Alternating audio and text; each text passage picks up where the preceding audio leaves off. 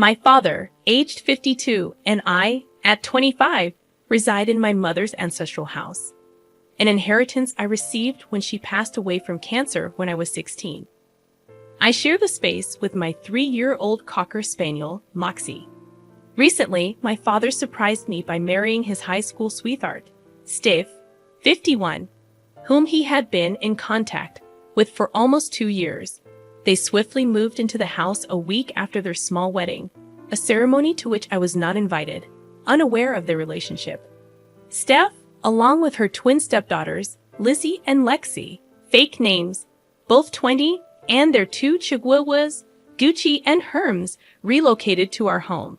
The twins attend a nearby state college, and my father proposed that they live with us to save on expenses, to which I reluctantly agreed, thinking the spacious 7-bedroom house could accommodate all of us. However, complications arose. Firstly, Steph demanded my room, citing the need for space for her luxury items. I firmly refused, asserting my long-standing claim to the room. A compromise was reached wherein my father offered his closet space to her. Secondly, the twins had a habit of entering rooms without knocking, causing me considerable embarrassment during a work meeting when Lexi, wearing a bikini, barged into my office. Furthermore, their untrained dogs left messes around the house, endangering Moxie, who was often harassed by them. I found her injured one day, prompting my concern for her safety. To aggravate matters, family photos, including those of my grandparents, great-grandparents, my mother's family, and myself, were repeatedly moved without my consent. In a recent incident, Steph replaced these pictures with her own, causing a heated argument between us. She insisted on setting house rules, claiming it was her domain, implying I lacked proper upbringing due to my mother's absence. I could not tolerate her disrespect in my own home.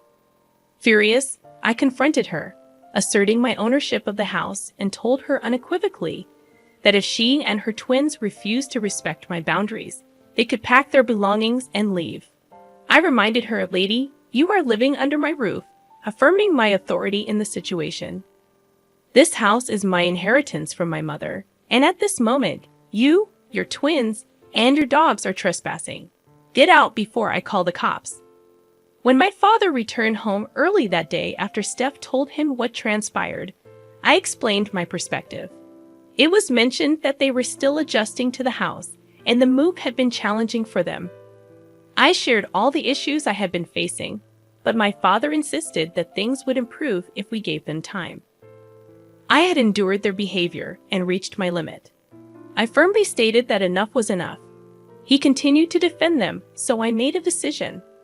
I told him he could either move out with them or stay. But he had until the end of the week to make his choice. Did I do the right thing by forcing my dad to choose between me and his new family? I had given them a chance, but disrespecting my mother's memory in the house where we both grew up was my breaking point. The top comments before reading the updates were overwhelmingly supportive of my decision. "Definitely yes, good for you." Literally my first thought, nodding like yes. "Good, they sound terrible." "Girl, you did what you had to do, and I would 100% do the exact same thing. Your father, on the other hand, needs to grow some spine. It seems like she's got him wrapped around her fingers. I doubt it was even his idea to get married without inviting you. If he ends up choosing them, just cut them out, though no contact. You don't need that kind of toxicity in your life. Also, make sure he can't contest your inheritance regarding the house, just so they can stay there. You know, people these days. I hope it turns out in your favor. Don't put the secret wedding on the wife. Daddy Dearest dated for 2 years, hiding it so hard that OP had no clue whatsoever. Even if this was her idea, Daddy Dearest was totally in support of it. The amount of entitlement your father's wife and stepdaughters have is absurd. I am so glad you kicked them out. As far as your dad, his behavior is also pretty terrible. The whole thing of, "Whoops, I got married, didn't tell you, and oh, by the way, can my new family move in?" He is not showing any courtesy, respect, and honesty. I wouldn't be surprised if the wedding was the stepmom's idea, especially not inviting the daughter of the man you're marrying. Like, what is that? Just a quick update. I've read through all your comments, and I want to express my gratitude for your support. It means a lot to me. I realize it might seem like I'm a pushover, and maybe I am. I just prefer avoiding confrontation and arguments. I'm not the type to engage in fights with someone. I've taken your advice and decided to change the locks around the house. Unfortunately, the gate on the property is old and rusted, and it's been open for who knows how long. I can't do much about it at the moment. I've contacted the same lawyer who handled my mom's will to review if there are any loopholes or chances that my dad could contest it. I'll be meeting with her in a couple of hours. About my dad, he's a good man. He's worked hard to provide for me and my needs after my mom died. He's never asked me to tap into my money to help with living expenses, etc. He earns a decent amount as an engineer, around 6 figures. So I don't think he's after my money, but I could be wrong. I think he's just blindsided by the fact that someone still finds him attractive at his age. It didn't help that it was his high school sweetheart. I confronted him about his impromptu wedding and how he kept things from me. He said he didn't know how I would react if I knew he was dating his ex-girlfriend before he met and admired my mom. I was upset, but I eventually got over it since he seemed happy having her around. I don't know the full story between them or if there's any bad blood between her and my mom to make her act out and disrespect her. Steph and her daughters are staying somewhere in town now. Frankly, I don't care to find out where. They have the means to take care of themselves, and if they run out, they can always sell their luxury bags. They seem to have so many that they require a whole closet just to store them. For those wondering about my relatives, my mom was an only child, and my grandparents left everything to her. When my mom passed away, I inherited most of what she had, and she also left some to my dad. My grandparents on my dad's side live about 6 hours away with my uncles and cousins. So it's just me, my dad, and Moxie here. Speaking of Moxie, she's doing well. She seems happier and enjoys the quietness around the house. I'll update again as soon as I can. But once again, thank you all for your support. It sounds like I'm safe, and I appreciate your reassurance that kicking them out was the right thing to do. I've taken your suggestion to heart, and will be sure to keep anything sentimental or valuable to me locked up, just in case she comes back and tries to destroy some of my pictures, etc. This is indeed a great suggestion. In addition to changing the locks, I should document and keep records of everything with monetary and sentimental value. Keeping a video record, photographs, a ledger, or a spreadsheet of my belongings is a wise move to ensure their protection. As for the size of my property, it has indeed been in the family for generations. It's filled with a lot of history and sentimental value, making it all the more important to safeguard. You're right. There's nothing wrong with being kind. But sometimes you do have to toughen up and find your strength, which is precisely what I did. I plan to keep my valuables somewhere safe until I'm absolutely certain they are out of my life. If things turn sour, I may consider renting out rooms, but I'll make sure to have a proper lease agreement in place. You made a good point about evaluating my relationship with my dad. It is perplexing that he didn't tell me about his dating and marriage plans, but had no qualms about moving them into my house. It seems that he cares more about her than me, which is disappointing. I did have a conversation with my dad about his impromptu wedding and why he kept it from me. He claimed he was unsure how I'd react if I knew he was dating his ex-girlfriend before he met and married my mom.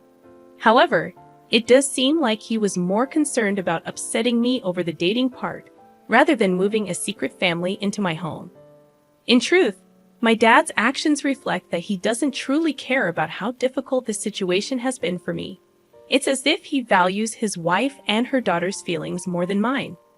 I appreciate your perspective and insights. Now, here's the second update. I spoke with my mother's previous lawyer, Amy, a fake name, about the issue on Saturday and inquired if there was a way to contest the will. Amy showed me the documents, indicating that my dad and I had both signed an agreement stating that we were in accord with what was left to us and that we wouldn't contest it in the future.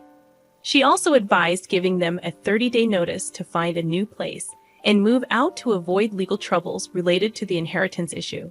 So, the inheritance matter has been resolved. On Saturday night, I was supposed to have dinner with just my dad.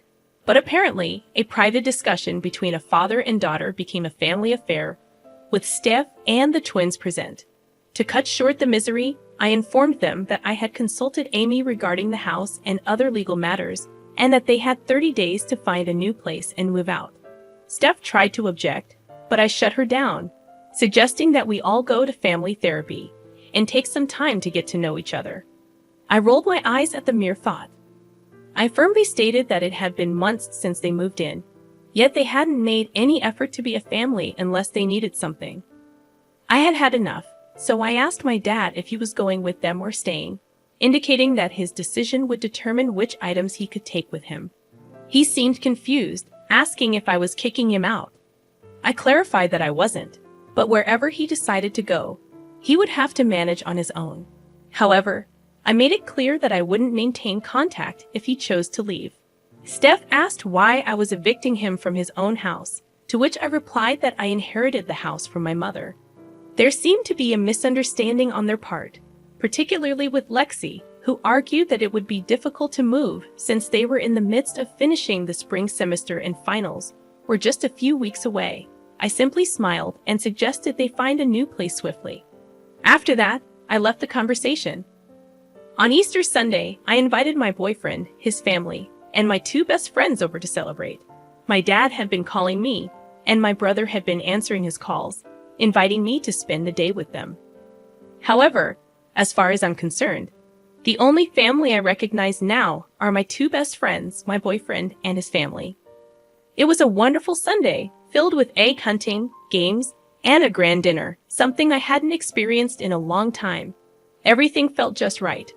Currently, I'm in the process of meticulously documenting every item in the house worth over $500. I had some people over to assist with this task. All the locks have been changed, and I've only given a copy to my boyfriend. No need to worry about my dad asking him for a key since my dad doesn't approve of him, given his middle-class background. I've also taken steps to enhance security by hiring professionals to install a security system around the house and property. Additionally, I have a meeting scheduled with someone to discuss the fences and gates. I haven't tapped into the funds my mom left behind, as I've been using them for college tuition, dorm expenses, and other needs. However, given the urgency of the situation, I believe it's time to access those funds. All the family pictures and portraits are currently in storage, and other smaller valuables are stored in a safety deposit box. Important documents are kept in a water and fireproof safe that requires both a key and a pin to open, and it's situated in my room. I'm taking every precaution and advice that you've provided in the comments on my previous post. Thank you for your valuable suggestions. So, for now, that's the update. I'm not entirely sure why my dad is choosing to be with them rather than me, his own flesh and blood. I've come to accept that, for some unknown or unexplainable reason, they are more important to him. It's challenging, as he's the only family I have left here, and I'm not particularly close to his side of the family. However, once they move out, I plan to cut contact with him. He's a grown man and can decide what he wants to do with his life. I appreciate all the support and well wishes. Thank you for your encouragement. You're doing a great job, and it's essential not to let your dad manipulate you or lie to get his way. He made his choice, and you shouldn't allow him to weasel his way back into your life. Don't be surprised if some emergency or crisis comes up in the future, as that's a common tactic some families use to regain access. Stay strong and true to your decisions. I cut ties with them 3 years ago. In the past month alone, there have been relentless attempts to drag me back into their chaos. First, there was the pressure to get tested for some unspecified issue when my grandpa needed blood due to a rare problem. Then my grandma had a minor stroke with no lasting damage, but it was blown out of proportion. My sister wanted a divorce, and my parents were unhelpful, leaving me to handle the emotional fallout alone. Now my mom is bombarding me with frantic voicemails about my sister needing support, all while my grandpa battles pneumonia or congestive heart failure. He's 19, his health is deteriorating, and I feel helpless. They paint me as a heartless monster for not caring. But every manufactured crisis has made me numb. They create emergencies, ensuring things can never get better, providing an excuse to stay in my life. I'm doing my best to document everything. You're absolutely right. These people will invent insane reasons to crawl back into my life. Mom might manipulate Dad's decisions by withholding intimacy, forcing him to choose her over me. It's sad how some people prioritize their desires over their children's well-being. I agree. It's time for me to focus my energy on my boyfriend and his family. My dad's blindness to my feelings before making major decisions is disappointing. While I'm an adult, if he's my only family, one would think he'd make wiser choices. I've seen worse situations on various platforms, like husbands leaving their wives for mistresses, so I should be able to handle this. I just hope my boyfriend isn't taking advantage of me. I should consider a prenuptial agreement to safeguard my interests. It's become apparent that she assumed my dad's house was her own, which is why she asked me to give up my room for her convenience. She underestimated my resolve, but it was a crafty move. Kudos to her. But this situation feels like a twisted version of Cinderella, where everything goes right for her, but not for the wicked stepmother and stepsisters. Boycotting contact after my dad moves his new family out seems necessary. He married her without considering my feelings, and he should have provided them with their own place from the start. Perhaps that could have salvaged our relationship. If he genuinely wanted to be a father to me, he should have stood up for me and his late wife against his new family's disrespectful behavior. Instead, he's shifting the burden onto me, and that's not how a parent should act.